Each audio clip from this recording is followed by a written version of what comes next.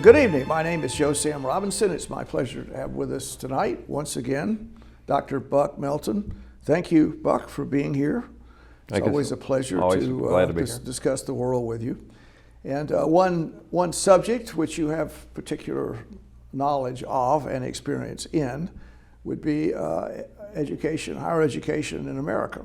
So you've been at the trade for a long while, and you observed a lot. And maybe you could just make some general comments, particularly about how things are working out in the world, the purpose of a higher education, how could it be improved? Do you have any just general thoughts along those lines? Well, you said that I have been in the groves of academia for some long time, and it puts me in the mind of what one of my great history professors here at Mercer, when I was a fresh-faced undergrad, I once said. It was a family tradition for us to go to Mercer. I was a fourth-generation Mercerian. Is that right? Fourth generation. All good Southern Baptists? Is that? No Methodists crept in? No. I don't think so. But Professor Wayne Mixon read once this bon mot that said, "College is an effort to see how much you can forget before graduation, and if you can't forget enough, you have to stay there forever and become a professor." And of course, then I went on to Duke and to UNC, and so here I am. But the purpose of a classical liberal education was to teach. I'm getting all choked up. It's so beautiful. To teach people how to think. It's not so much to teach people how to remember. The way I like to put it for my own students is that they are not to be hard drives, they are to be CPUs. We have such vast stores of information now, anybody can access that. But the thing that your boss is really going to hire you for is to be able to analyze that information. Now, that's not entirely true. I mean, I'm sure you know a lot of information about the human brain that I don't. And that you don't have to go look it up. It's there. You've spent a lot of time memorizing it, but you also have to make decisions on the fly in surgery that perhaps you've not come up with. And I'm sure you had to do that earlier on in your career. Yes. So I'm being a little bit facetious. It's all good that we have special hard drives. You in your field, he in his field, but also the ability to process. And I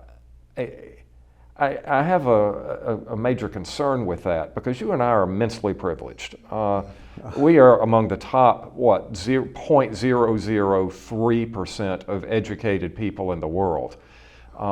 Most of the people you run across in your day-to-day life don't get anywhere near it. And it's not necessarily a matter of intellect or anything or anything else. It's just a lot of people are not interested in it. A lot of people don't have the ability to do it. A lot of people don't have the wherewithal to do it.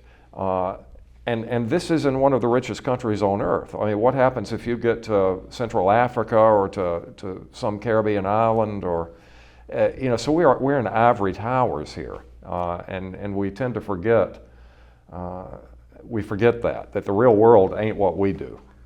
Well, I'm happy to hear us. We're way up on the pinnacle of humanity, but I'm not sure we deserve to be there.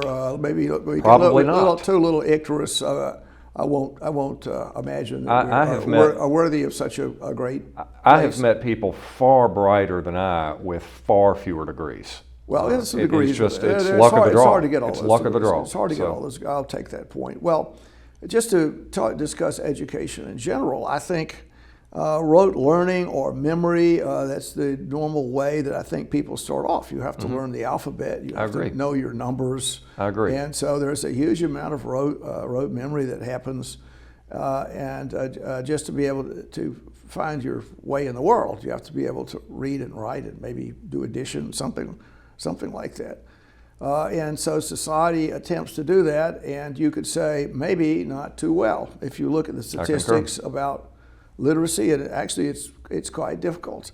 So when finally people arrive in the academic grove, so to speak, they presumably finish secondary school, The system is kind of an unusual one compared to a lot of countries. So they might have a terrific test to take, and to pass the test is the only way to get into a university, and their score is extremely important. And I think in some countries, I think South Korea might be one that there's no loud noise at night. The students are taking the test tomorrow, and the police are making sure that there's no trouble in getting to the testing center, and the whole country.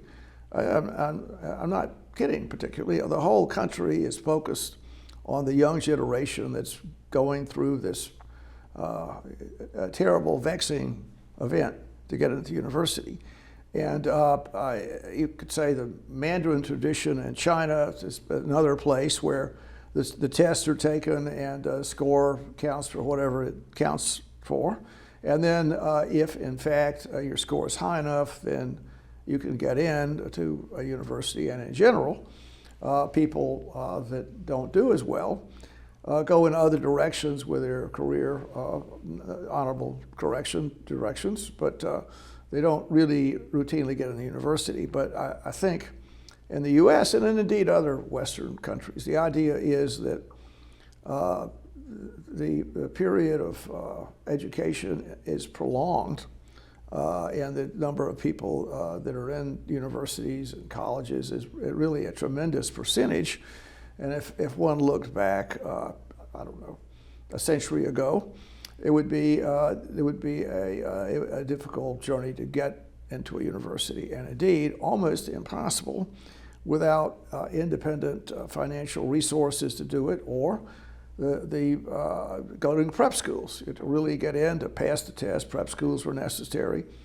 And so the situation is maybe looking at how we handle the situation these days is that the SATs or tests, there's the remnant of tests that are there, but these are thought to be discriminatory.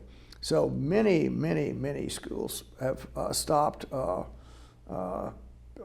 really requiring the test, and famously, the U.S. News and World Report would rate academic institutions, and the institutions themselves have said, no, we're not going to do that, because our mission is not particularly, if I could say it like this, we don't want top technocrats that are coming out of our place. We want some kind of stew where we put a lot of different people in there, and their connection with each other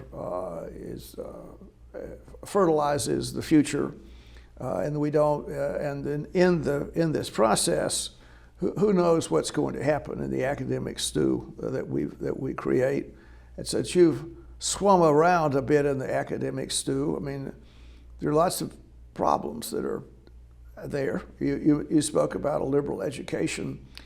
Is the sine qua non of a liberal education the ability to listen to outside opinions? I mean, is that the case in academics? We talked earlier about mocking George Washington at Valley Forge to say, well, I've discovered that George had a drinking problem and was drunk most of the time, or to say that, and the speaker appears to criticize George Washington, and would hypothetically the person be shouted down, and the students not want to understand the truth, if you could say it that way, about George, because understanding the truth might be too painful.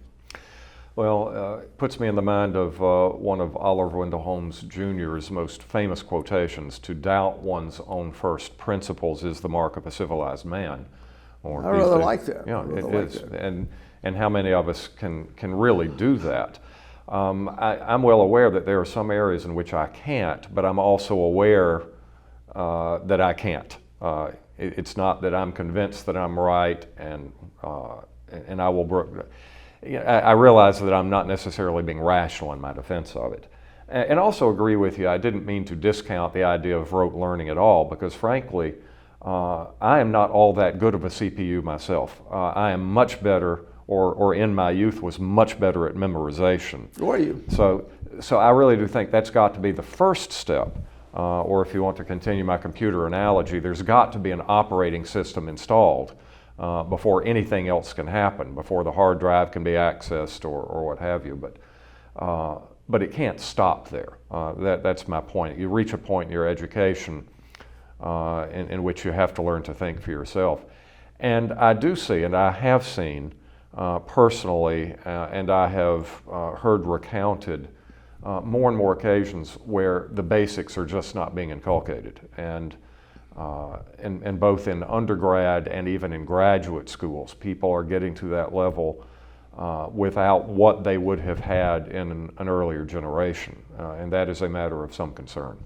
Is it, just to go through this, I mean, how aggressive should one be in one's studies? I mean, and we have a sort of permissive society, which is, young people like to mingle with each other. That's a good thing. And they like to, tell funny stories and drink beer sometimes.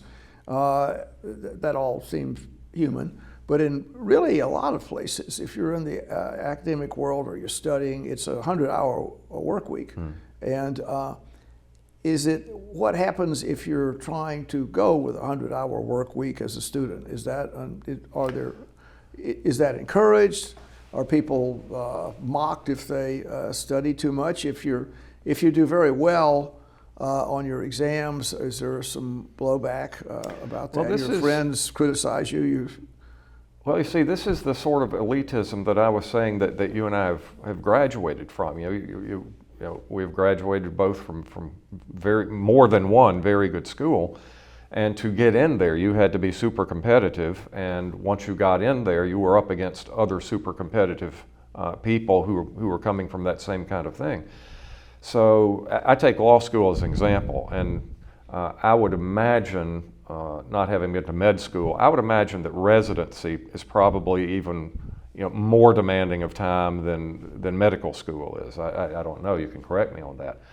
But law school, you're talking 100-hour weeks. I was on. One of the things I'm proudest of having done in my life was I was on North Carolina Law Review, which is a scholarly journal run by students, one of the best in the country.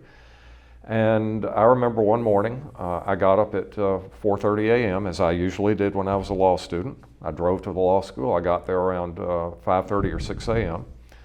I walked into the Law Review office, and as I opened the door, one of my fellow Law Review editors came walking out. He was bleary-eyed. I was bleary-eyed. We just sort of looked at each other for a second. We didn't even say a word to each other. He just walked on out. I walked on in. So the shift changed. If you are not at one of these really top-flight elite schools, you're at a school, a community college, for instance, or a regional college, and there's nothing wrong with it. Not everybody can go to Harvard, but you'll run across a much greater number of students who say, look, I don't want to change the world. I don't want to have kill myself for this job. I want a comfortable job with a comfortable life that doesn't make too many demands on me. I don't want to play that game. And so just good enough is good enough. And these are the students that I have trouble with, because I say, what happens if when you get out of here, you go up against somebody who is willing to put in that 100-hour work week?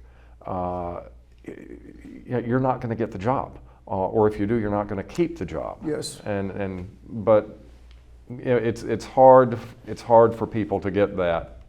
I honestly think the people who get that one way or another earlier in life, if you get that message in 6th grade and someone else doesn't get it till 12th grade, you've got a 6-year head start on that person, that other person, assuming same level of intellect and such, can't possibly make up. It's too late. And so I try to get that across to my students as early as possible. Well, it's a complicated story, isn't it, about humans and their ambitions and what makes them tick. And not everyone, their station in life can be very honorable, and they could, do this or do that. And we need everyone to find happiness and fulfillment, and however one does that. It's not always the academic way that happens. And there are other doors that can open for people, and they might work, working 100 hours a week, starting their whatever business they're in, lawn service, and to make $1 zillion and be successful and to do all great kinds of things. So there are other pathways that are out there, but in really success in those other pathways requires a lot of energy also. And a question that this begs is this, what's going on in France now when people say that there's a social contract between myself, citizen Pierre, and the government, and I'm going to work until I'm 62. I'm not going to one of the famous grand écoles. I'm not going to be the Polytech person. Only a few people can do that. And so I'm going to have a pleasant, productive life. But then my real life starts at 62 when I quit, and then I'll take up bird watching, and I'll spend time with my grandchildren, and I'll travel around. I'll enjoy life, and that's the social contract. And there's meaning in life having that dessert in one's later years. Well, for some people anyway. Well, I mean, for a lot of people. Yeah, but not for you, I don't think, and I don't think for me. I think you're, when you're having a real hard time, walking away from it because you enjoy it and you're doing good work in it. That's what. Well, thanks for the compliment. On several compliments have come my way, undeserved, I might say. But yes, and so humans behave in certain ways, and they're inured to certain kinds of behavior. So if you start out in a certain path, it's very difficult to get off that path. I mean, just in general, where your circumstances have taken you. So that's part of the human condition. But sort of returning to higher education. I mean, how could we make the situation better? And many people would say that the reason it's there is to train citizens for citizenship, whatever that is. And I don't know how well they're being trained to say, I'm happy to be here, it's a good country, it's a great country, I pledge allegiance to the country, and we might need to change it, but it's a great, wonderful place, and on and on. So I don't know how well those particular viewpoints are there. And the other point is, because it may need to change or reevaluate the circumstances, we need to listen to different opinions about it and try and understand what's right and wrong, which in a way is that the education of the liberal mind is constantly probing during one's whole life. What's right and what's wrong. Yes. Every day you have to sort of think that and be on the alert for errors or knavery or anything that's going to be injurious to the world. I think this is where the American law school curriculum really excels, because the idea of both the case method and the Socratic method, which were developed at your alma mater at Harvard Law School, but Harvard nevertheless, about 150 to 160 years ago. And the idea is that you are constantly challenged with another perspective. Ralph Nader once called the Socratic method the game only one can play. That you do your reading, in the words of Kingsfield, the professor who was the creation of your friend John J. Osborne. Who's unfortunately died, John's dead. Yes, and he says, and Kingsfield says, and this is absolutely true, Kingsfield, speaking to his class of law students, you teach yourselves the law, the substance of the law, the rule that negligence consists of duty, breach, causation, and damages. But I train your minds. Mm-hmm. So you come in having read the case, digested the case, analyzed the case, and then the professor says, all right, what happens if we change this fact? Different result, why or why not? Why are you sticking so hard to that opinion? Does anybody else have a different opinion? Okay, attack him. And so that's the way the lawyers play it. Well, it's made really, I think, with an eye especially to litigation, yes. that you have to consider all angles. You have to be able, if I go in to litigate a case, I have to know my opponent's position at least as well as my own, because I've got to be ready for anything he or she pulls on me. Yes. I would like to see more of that at the undergraduate level, but it is, I will say, in law school, and once again, law school standards are slipping as well. It's not as ruthless as it was. But when I came along, it was some ruthless lawyers out there. It was, well, that's because they're drawn to it, but it's a ruthlessly Darwinistic practice. It is designed to be that way, and it's a boot camp for the mind. It's not pleasant. I think it can be made more pleasant, but the old guard really was about, let's see if we can and make him break in here before he represents a client, and his client is going to lose his life or his liberty or his money. Yes. Well, you know, I mean, I was kind of making my point about education. Well, all these noble thinking and all these abilities, and you segued a bit into law school, which is good. All those are good. I'm not sure how well the system is doing that, just in general. Another issue, which I think is a substantial consequence, is people say, I'm going to go to get higher education, and I'm going to get a good job out of that. I'm going to find a niche where I'll be financially rewarded, and I'm going to obtain the skills that will allow me to get that niche. And a question is that happening in higher education? I mean, I don't know what set of skills one would need to be a financial person or an engineer, an airplane pilot. I'm not sure how well those particular skills are obtained. And indeed, I think this story is often said, the higher education system is not doing that. So people, and there are different ratings of different universities. I go into this university, I spent money, I owe money, I'm a tremendous debt after this.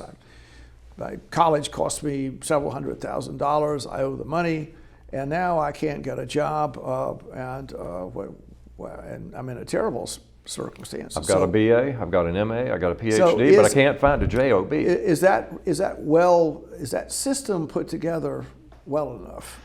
Well, just like everything else, the liberal arts system has its roots deep in medieval and early modern Europe, and the idea of producing the Renaissance man. There was a time, for about 100 years, mid 1400s to mid 1500s, when it was entirely possible to have read every book in existence, to know everything about everything. And now we live in a highly technological, highly specialized society. This idea of liberal education is getting poo-pooed, and the traditional schools are charging this kind of money for these kind of generalists. Unfortunately, I am a generalist. History is not a subject, it's a methodology. So history of science, history of technology, history of engineering, and I hop around a lot. I have changed my historical interests many times in my career. So it's really sort of the ultimately eclectic field of study.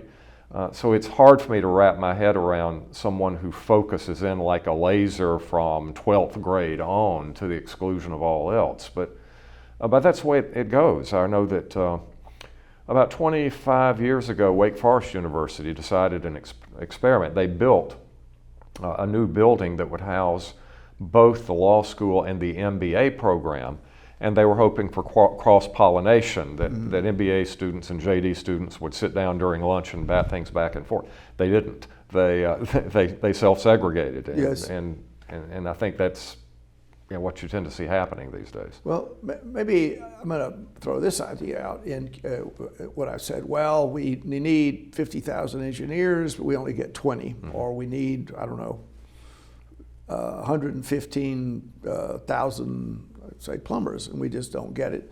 And in Cuba, the system they have is that the government, the totalitarian government, says exactly that. We need 300, whatever we need, science teachers, we need 151 fishermen, we need this, we need that, and the system is going to produce that, and you're going to basically get an assignment.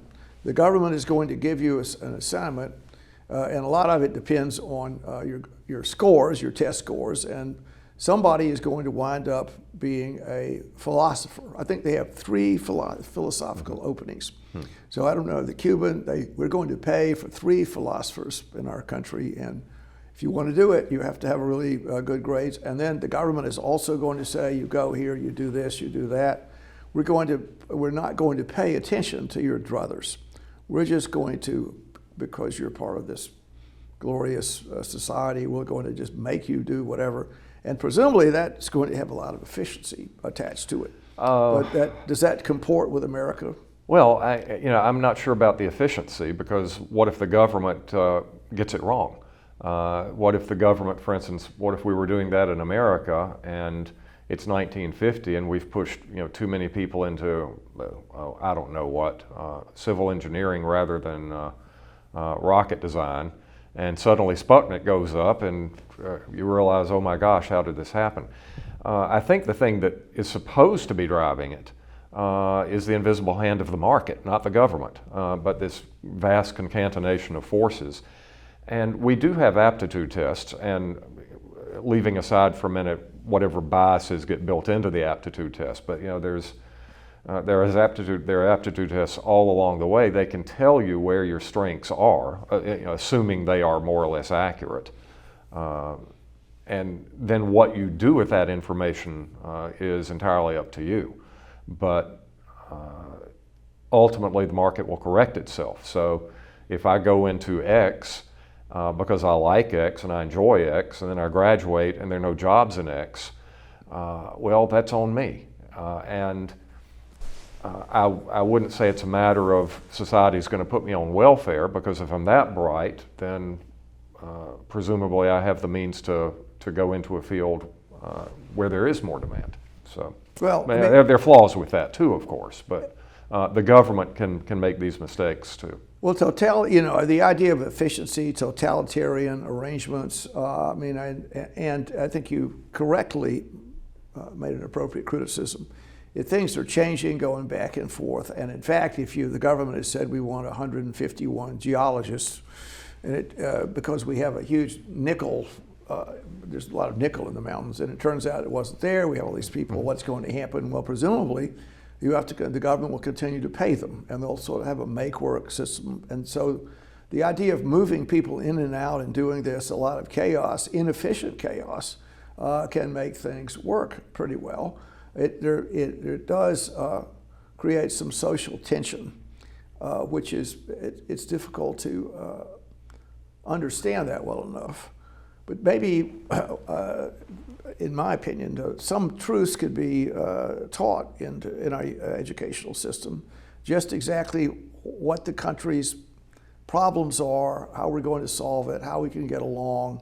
What contribution can you make? Do you want to make a contribution? And the balance between your life and what society might require. Now, having said that, I think a lot of it there may be bigger fish in the ocean.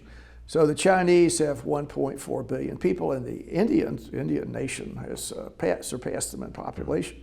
2.8 billion people out there that have the ability to interface with high technology, STEM stuff. They can really become, nations can become powerful. They can call the tune of the world.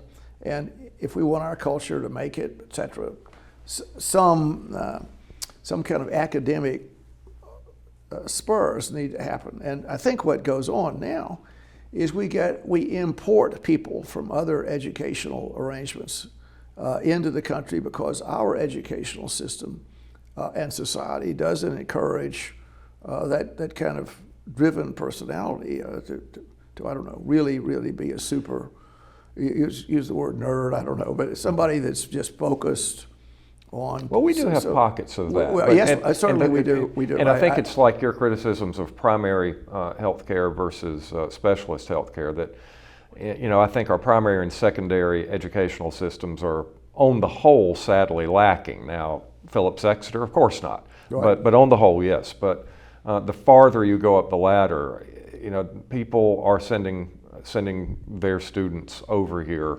to study at our best schools for a reason. Yes. Well, on that note, I think we've run around the track a little bit on higher education, and I know that's your calling, and I wish you well in it. I know it has its frustrations and good days and bad days, but keep up the work, and let's have a bright crop of young people that will come forward in our country. Thank you, sir. Thank you. Thanks. This program is brought to you by the Georgia Neurosurgical Institute.